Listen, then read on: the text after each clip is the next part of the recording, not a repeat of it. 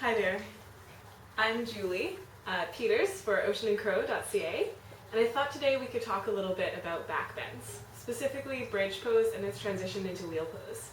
I know that a lot of people really dislike bridge pose, and I think that part of the reason why has to do with which of the muscles we're kind of using to get ourselves in there. So before I go in and kind of show you what I'm talking about there, excuse me, I just want to explain something about the core. So when we're doing backbends, of course, we want to engage the core, but a lot of the time people think that means this front muscle here, this rectus abdominis, the six-pack muscle. Its action is to contract the body forward. So it's not that it's bad to engage it at all, but if you're trying to backbend, you're doing a counterintuitive thing by contracting the front side. The core is actually deeper than that. It's literally the core. It's right in the center of your body. And some places that you can access it from are the inner edges of the feet, the inner thighs, and the pelvic floor. So when you can engage those things, rather than the larger external muscles like the rectus abdominis or the glutes, you can get, my favorite metaphor for this is if you pull the two ends of a stocking away from each other, the material draws in towards itself and it lengthens. So that's kind of the action of your deep core that you want when you're going into a backbend, because the whole point is to open up through the front side, not to like get all compressed and uncomfortable in there. So, what often happens when we come into bridge pose is we get this instruction to, excuse me, to curl the tailbone and come up that way. So what that tends to do is engage the glutes, which is, again, not necessarily a bad thing, but part of the action of the glutes is to externally rotate the legs. So you'll find that when you do that, your knees start to splay out, right? That means you're overusing your glutes. And it creates this compression for your sacral arch, which just doesn't feel very good.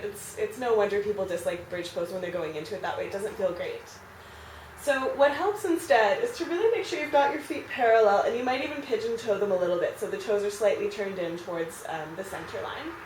And then you press into your big toe mounds, and what I'll often do is press my big toes down and the other toes are actually lifting up to really help me to get a sense of what's going on in the inner lines of my legs, including my inner thighs.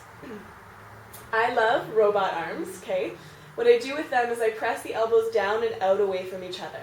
The elbows don't move. What happens instead is my chest broadens. So I'm starting to open up through the chest here. So all of those things are happening. I press into the inner edges of the feet and I lift up some of the way and then I pause, right? The glutes are going to engage a bit. Again, that's not a bad thing. Just focus more on your inner thighs. I imagine them coming towards each other a bit and actually rolling down. I'm engaging through the pelvic floor and creating this lengthening. It's like my hips and my ribs are trying to get away from each other. So I press into my feet, I press into my elbows down and out, and I push the mat away.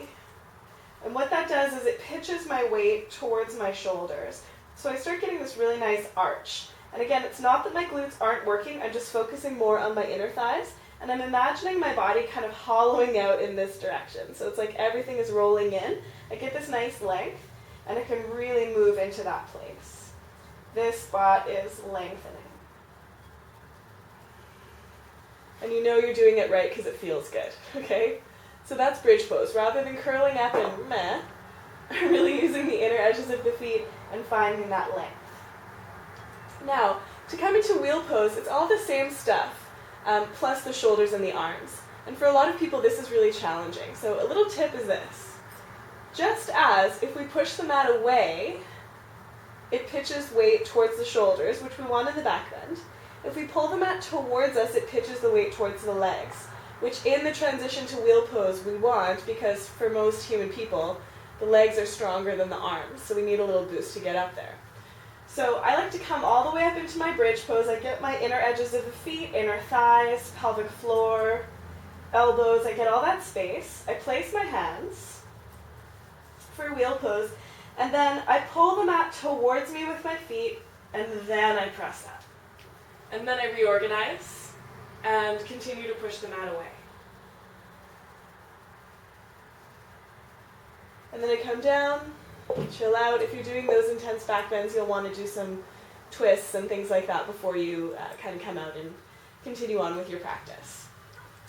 So those are my secrets for bridge pose and for wheel pose. Hopefully they make sense for you and hopefully they help. You can let me know in the comments how it's going. There's more information at jcpeters.ca and oceanandcrow.ca. Thanks for watching.